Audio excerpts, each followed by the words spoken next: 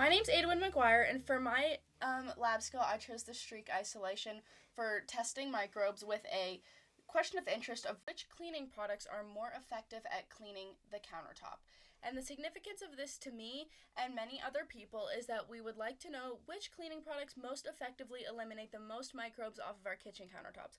And we haven't exactly tested this lab skill we've tested the lab skill, but we haven't exactly tested this question in class. But we know enough knowledge where we can kind of guess and estimate which cleaning products would most effectively get rid of the most microbes. So, my hypothesis is that chemical disinfectants such as bleach-based cleaners will eliminate a higher percentage of microbes on kitchen countertops compared to natural cleaners like vinegar due to their broader antimicrobial spectrum and faster acting chemical properties. The lab skill itself is the streak isolation, and the purpose of this lab skill is to assess the effectiveness of different cleaning products by isolating the microbes that we pick up from the surfaces that are cleaned with said products.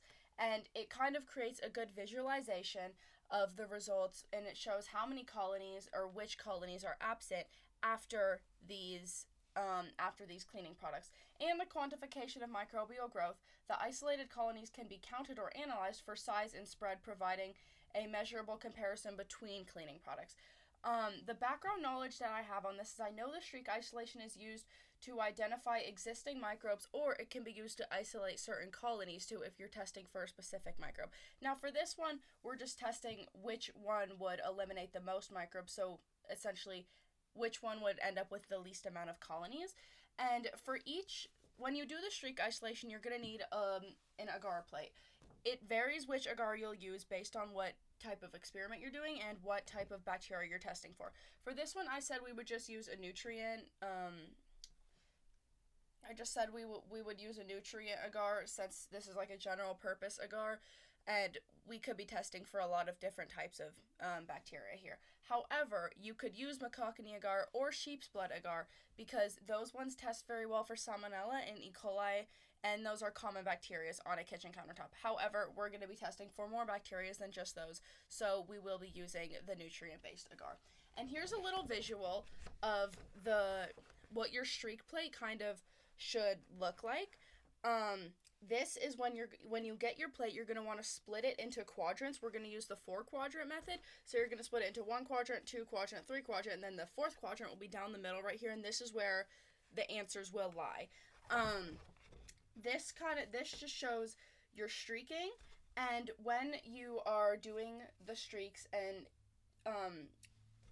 putting the bacteria on there, you only want to make sure after you streak the first quadrant, when you do the second quadrant, you don't cross over into the first one more than 2 times, and that applies for all of these too, because then it could mess up how many microbes and what you could be isolating.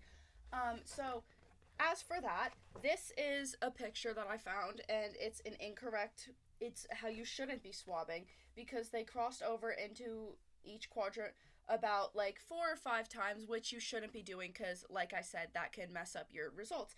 This one is a good example because, as you can see, they only crossed over into each one at least 1 or 2 times, and that would be way more effective. So then here is what it kind of should look like. Like said, you could see all the streaks, but generally you won't be able to, but this is what kind of it should look like.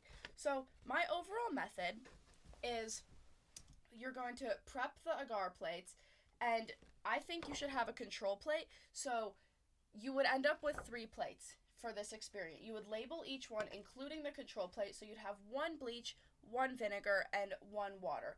After you get your appropriate agar plates, you're going to select a dirty countertop and treat the separate sections with each cleaner and followed for the recommended contact time. This is especially important for the bleach because with the bleach, it needs to dry on the countertop for a certain amount of time before all of the microbes are killed. And you're going to swab each section and streak appropriately per plate. You'll use a zigzag streak in quadrant 1 with a separate Q-tip per disinfectant. So you'll need a separate sterile Q-tip for each plate. Now, once you're going to streak you're going to pick up bacteria from the cleaned area with the sterile cotton swab, and you're going to swab it into the first quadrant.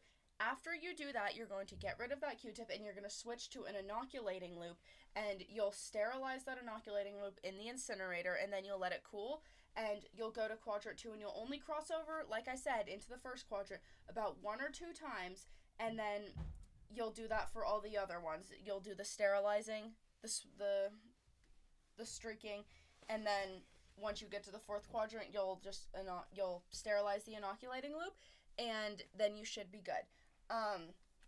So after you do that, you'll close and incubate each plate in a warm, dark place for at least 24 to 28 hours, or 24 to 48 hours, my apologies. It can take a bit longer or a bit shorter than that, but that is kind of the recommended time frame. And then you'll observe the results to determine your hypothesis and count colonies to estimate the area covered by growth.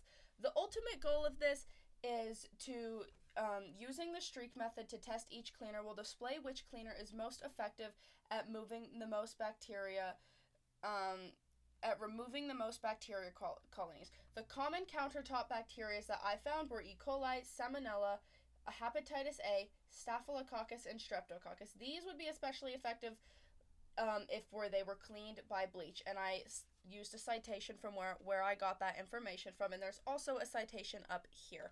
Now, for the back, my works cited is on the back. You can't really read this because it's back, but yeah, this is my works cited on the back, and this is my poster. Thank you.